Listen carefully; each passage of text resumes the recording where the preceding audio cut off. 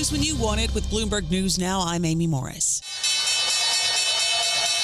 There's your closing bell for this Thursday on Wall Street, where tech stocks and cryptocurrencies fell as worries grew about whether the Fed will cut rates at their meeting next month. We do bring you closing numbers each day here at Bloomberg.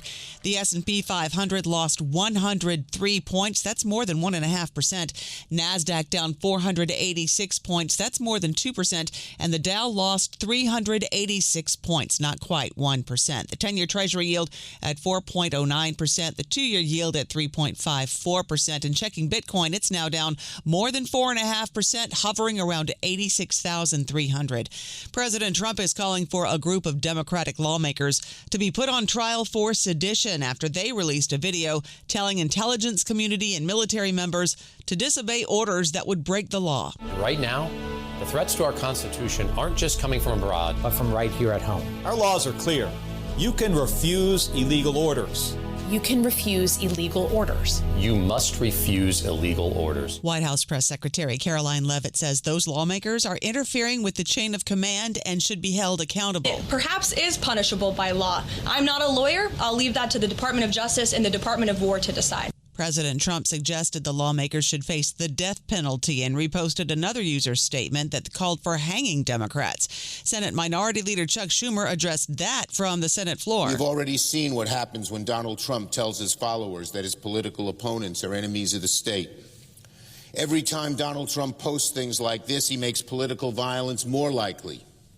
None of us should tolerate this kind of behavior. Schumer is calling for all lawmakers on both sides of the aisle to condemn the president's posts. A federal judge has blocked President Trump's deployment of National Guard troops in Washington, the latest setback to the president's military mobilizations in U.S. cities led by Democrats. The judge ruled that the deployment of troops irreparably harmed the district's exercise of sovereign power.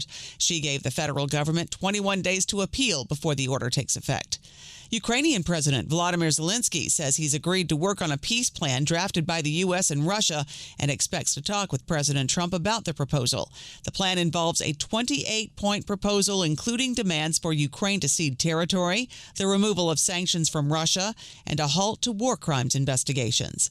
U.S. job growth picked up in September following a decline in the prior month, and the unemployment rate also ticked higher. That just underscores a number of cross-currents in a fragile labor market. U.S. Labor Secretary Lori Chavez-DeRemer tells Bloomberg TV it was a solid September jobs report. We have seen over and over again that we want to have these gains, and it's those investments by this administration and this president, I think, is what you're seeing come online. So this was a solid report for the September numbers. The dated snapshot, including the 4,000 drop in August payrolls, suggests an uneven labor market before the longest government shutdown on record. Cleveland Fed President Beth Hammack says lowering interest rates to support the labor market could extend the period of above-target inflation and increase financial stability risks.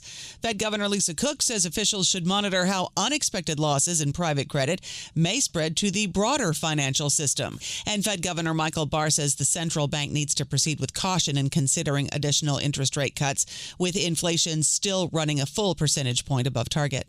And ahead of the first G20 summit to be hosted by an African nation, South Africa's President Cyril Ramaphosa says countries need to sit together as equals without bullying. As we have become democracies, particularly in the global south, we were fed the message that you need to have rule of law. But in recent times, we've seen how those who were trying to teach us those laws and those values are the very ones who are violating all those values, who are destroying those very values. Ramaphosa says there are last-minute talks with the U.S. to take part in the G20 summit in a reverse of its boycott.